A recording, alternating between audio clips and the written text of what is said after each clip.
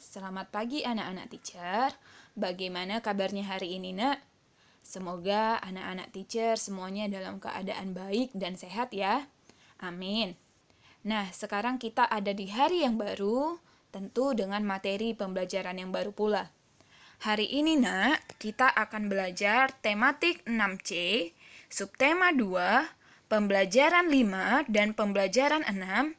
Di buku paketmu ada di halaman 63 sampai halaman 75. Jadi sekarang boleh dibuka buku paket tematiknya, Nak. Halaman 63 sampai halaman 75.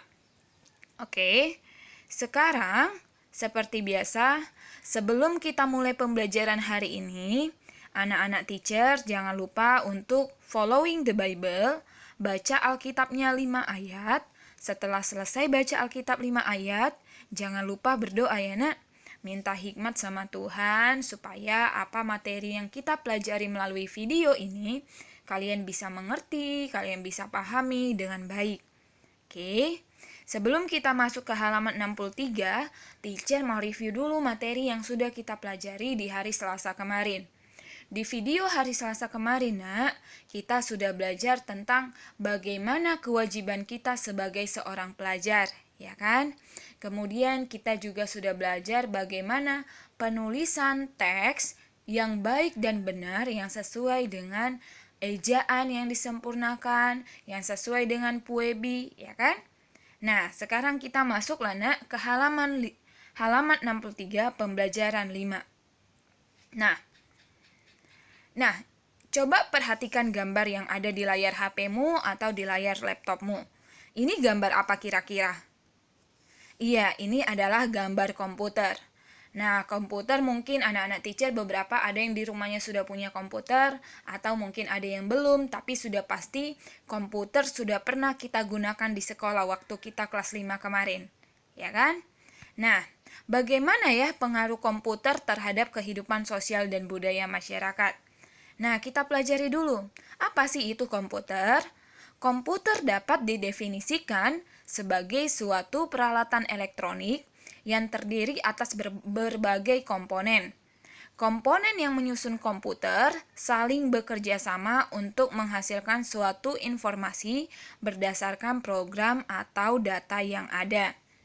Nah, komponen-komponen dalam komputer antara lain itu ada namanya unit pemproses sentral atau CPU.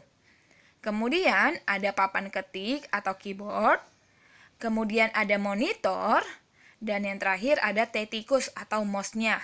Nah, sekarang kita lihat siapa penemu dari komputer ini, gimana sih sejarah awalnya terciptanya komputer ini. Nah, awalnya pada tahun 1822, Charles Babbage, seorang profesor matematika Inggris, bersama asistennya yang bernama Augusta Ada King, membuat suatu mesin yang mampu melakukan perhitungan persamaan diferensial. Nah, mesin tersebut dioperasikan dengan menggunakan tenaga uap. Penemuan Charles tersebut merupakan cikal bakal komputer maju saat ini. Oleh karena penemuan tersebut, Charles Babbage dijuluki sebagai Bapak Komputer. Jadi dasar terbentuknya atau dasar penemuan dari komputer ini adalah penemuan mesin hitung. Oke. Nah, sekarang kita lihat. Apakah komputer pada zaman dahulu sudah seperti komputer yang kita kenal zaman sekarang? Tentu tidak ya, Nak. Jadi komputer itu mengalami perkembangan dari masa ke masa, mengalami perubahan ke arah yang lebih canggih, ke arah yang lebih baik lagi. Nah, ini adalah gambar komputer, bayangin. Ini adalah gambar komputer, Nak, seperti yang ada di layar HP-mu atau layar laptopmu. Ini adalah komputer generasi pertama. Nah, komputer generasi pertama ini ditemukan pada tahun 1941 oleh seorang insinyur asal Jerman yang bernama Konrad Zuse yang membangun sebuah komputer yang dinamakan dengan Z3.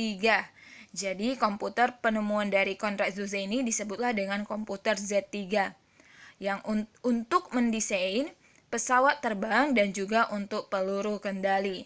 Ukuran komputer ini sangat besar. Coba lihat gambar sebelah kanan. Nah, karena dia sangat besar, maka dia membutuhkan daya listrik yang juga tidak sedikit. Komputer Z3 merupakan komputer generasi pertama. Nah, selanjutnya kita masuk kepada perkembangan komputer generasi kedua. Tahun 1948, penemuan transistor sangat berpengaruh terhadap perkembangan komputer pada masa itu. Jadi, transistor ini adalah komponen semikonduktor yang salah satu fungsinya sebagai penguat arus. Transistor menggantikan tabung vakum di televisi, di radio, dan juga di komputer. Hal itu berdampak pada perubahan ukuran mesin-mesin elektrik yang awalnya memiliki ukuran besar, kemudian menjadi ukuran yang lebih kecil lagi. Ini membuat daya listrik yang dipergunakan juga semakin sedikit daripada komputer jenis sebelumnya. Jadi sudah lebih baik lagi komputer generasi kedua daripada generasi pertama ya nak. Nah, kita masuk kepada perkembangan komputer generasi ketiga. Perkembangan komputer pada generasi ketiga ini terjadi sekitar tahun 1964 sampai 1970. Coba perhatikan layar HP-mu atau laptopmu sebelah kanan itu adalah contoh gambar komputer generasi ketiga. Dengan ditemukannya teknologi integrated circuit atau IC, cirinya yaitu memiliki kapasitas memori yang besar dan sudah dapat mengeluarkan suara. Ini adalah komputer generasi ketiga. Nah, kita lihat komputer generasi keempat. Perhatikan gambar yang ada di layar HP-mu sebelah kanan atau laptopmu. Komputer generasi keempat ditemukan pada tahun 1970. Ditandai dengan berlangsungnya komputer generasi keempat yang sudah menggunakan chip atau memori komputer. Komputer yang ada saat ini sebagian besar merupakan komputer generasi keempat. Jadi mungkin kamu punya laptop, kakakmu punya laptop, itu komputer yang kita gunakan, laptop yang kita gunakan hari ini, masa ini, itu adalah komputer generasi keempat. Jenis atau sejak kemunculannya, jenis komputer generasi keempat semakin berkembang pesat dan semakin memudahkan pekerjaan manusia. Contohnya bisa kita lihat kalau kita ke minimarket, ada scan, kalau kita beli barang di scan, ada komputernya karena sebagian besar pekerjaan manusia sekarang sudah menggunakan komputer. Nah, sekarang kita lihat perkembangan komputer generasi kelima. Perhatikan gambar yang ada di layar sebelah kananmu, itu adalah contoh komputer generasi kelima. Pada tahun 1981 dimulailah perkembangan komputer generasi kelima. Komputer generasi ini masih dalam tahap pengembangan yang dipelopori oleh salah satu negara maju di dunia, yaitu negara Jepang. Komputer generasi kelima difokuskan kepada kecerdasan buatan. Apa itu kecerdasan buatan? Yaitu sesuatu yang berhubungan dengan penggunaan komputer untuk melaksanakan tugas-tugas yang menyerupai tingkah laku manusia. Hingga kini belum ada wujud nyata dari komputer generasi kelima. Jadi saat ini belum ada wujud nyata dari komputer generasi kelima. Kenapa? Karena dia sendiri masih dalam tahap pengembangan. Oleh karena itu, komputer generasi ini mengarahkan ke arah robot yang memiliki kecerdasan buatan. Nah, ini adalah perkembangan komputer dari masa ke masa, mulai dari generasi keempat sampai generasi kelima. Tapi komputer atau laptop yang kita gunakan saat ini adalah jenis komputer generasi keempat. Bisa dipahami ya, nak? Nah, sekarang kita lihat bagaimana dampak penemuan komputer dalam kehidupan manusia. Yang pertama, penyebaran informasi menjadi lebih mudah dan cepat dengan adanya komputer, laptop, internet. Yang kedua, memudahkan manusia berkirim pesan melalui surel. Apa itu surel? Surel itu adalah surat elektronik, contohnya Gmail, yahoo.com, dan lain sebagainya. Surat elektronik dikirim melalui jaringan internet yang terpasang pada komputer. Yang ketiga, dampaknya yaitu kegiatan ekonomi seperti distribusi atau jual beli lebih efisien. Kenapa? Karena pembeli tidak harus datang langsung ke toko. Contohnya, adanya Shopee, Tokopedia, Blibli.com, itu kan bisa kita buka juga ya lewat komputer atau laptop. Nah, itu memudahkan proses kegiatan ekonomi. Berikutnya yaitu berbagai dokumen penting dapat disimpan dalam komputer. Dan yang terakhir, memudahkan manusia atau siswa mengakses pelajaran dimanapun. Dan yang keenam yaitu membantu siswa mempelajari program kerja komputer. Coba perhatikan yang nomor 4, nak. Berbagai dokumen penting dapat disimpan dalam komputer. Kalau dulu kan kita menyimpan dokumen, dulu dan sekarang pun kita menyimpan dokumen asli itu biasanya misalnya dalam lemari, kita simpan di dalam sebuah map. Nah, kalau sekarang di dalam komputer kita juga bisa menyimpan file-file penting, itu namanya soft copy. Oke. Nah, sekarang kita lihat bukumu halaman 66, alat musik melodis. Nah, komputer ada hubungannya dengan penggunaan alat musik.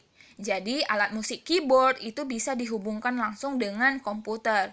Jadi kita bisa mengkompos atau membuat sebuah lagu dengan menghubungkan dengan menghubungkan keyboard langsung kepada komputer. Nah, alat musik itu bermacam-macam, nak. Salah satunya yaitu ada namanya alat musik melodis. Apa itu alat musik melodis? Alat musik melodis adalah alat musik yang memiliki nada. Contohnya yaitu ada pianika, yang kedua ada recorder, dan yang ketiga ada gitar, dan keempat yaitu ada biola. Pianika, recorder, gitar, dan juga biola di sini merupakan contoh dari alat musik melodis. Bisa dipahami ya, nak? Nah, sekarang kita lihat bukumu halaman 71. Berbagai percobaan yang dilakukan oleh penemu itu merupakan salah satu cara yang dilakukan untuk mengatasi masalah kita. Tapi sebelum kita masuk ke situ, kita lihat dulu, nak, contoh kewajiban atau contoh-contoh sikap yang mendahulukan kewajiban daripada hak. Di pertemuan sebelumnya kita sudah bahas tentang kewajiban, kan? Kewajiban adalah segala sesuatu yang harus kita lakukan dengan penuh tanggung jawab. Nah, sekarang kita lihat bagaimana contoh sikap yang mendahulukan kewajiban daripada hak. Yang pertama yaitu ada masuk ke kelas dengan tertib. Yang kedua yaitu ada izin dengan orang tua sebelum kita berangkat ke sekolah atau sebelum kita hendak berpergian. Yang ketiga yaitu membayar barang yang sudah kita beli sesuai dengan harga yang ditentukan. Dan yang terakhir yaitu bekerja sama membersihkan lingkungan sekolah. Ini adalah beberapa contoh kewajiban kita di dalam kehidupan kita sehari-hari. Nah, sekarang kita lihat. Kenapa ya harus ada penemuan? Kenapa harus ada percobaan? Kenapa tokoh-tokoh itu capek-capek kali mereka harus menemukan televisi, harus menemukan setrika, dan lain sebagainya? Kenapa harus ada penemuan? Nah, penemuan atau percobaan yang dilakukan oleh tokoh penemu itu, nak, merupakan cara yang dilakukan untuk memecahkan masalah yang dihadapi manusia dalam kehidupan sehari-hari. Contohnya, dengan adanya kulkas, kita nggak perlu lagi, misalnya orang tua kita nggak perlu lagi belanja setiap hari. Misalnya bisa belanja sekali seminggu. Ikannya bisa disimpan di dalam kulkas, ya kan? Jadi mempermudah pekerjaan orang tua kita. Coba bayangkan nggak ada kulkas, mungkin kita nggak bisa nyimpan ikan, kita nggak bisa nyimpan sayuran, ya kan? Dalam jangka waktu yang agak lama itu nggak bisa. Karena apa? Kalau ikan nggak dimasukkan ke kulkas, kok sayur nggak bisa dimasukkan ke kulkas, pasti jadi busuk, ya kan? Begitupun dengan penemuan blender, memudahkan pekerjaan kita. Kita nggak harus lagi capek-capek ngulek cabai atau giling cabai dengan batu gilingan atau dengan cara manual, ya kan? Begitupun dengan televisi, begitupun dengan listrik atau lampu. Jadi, tokoh-tokoh itu, nak, melakukan percobaan penemuan. Itu tujuannya untuk apa? Untuk memudahkan aktivitas manusia untuk memecahkan masalah yang dihadapi manusia dalam kehidupan sehari-hari. Karena sudah ditemukan kulkas, karena sudah ditemukan blender, mesin cuci, mesin uap, dan lain sebagainya, maka masalah-masalah dalam kehidupan kita itu berkurang. Paham ya, Nak? Hidup kita jadi lebih simpel, hidup kita jadi lebih simpel, hidup kita juga jadi lebih mudah dalam melakukan pekerjaan sehari-hari. Oke, sampai sini bisa dipahami ya, Nak? Nah, sekarang tugasmu. Tugasmu ada di buku paket tematik 6C halaman 73. Di situ ada di kotak biru, menulis pengalamanku dalam melaksanakan kewajiban.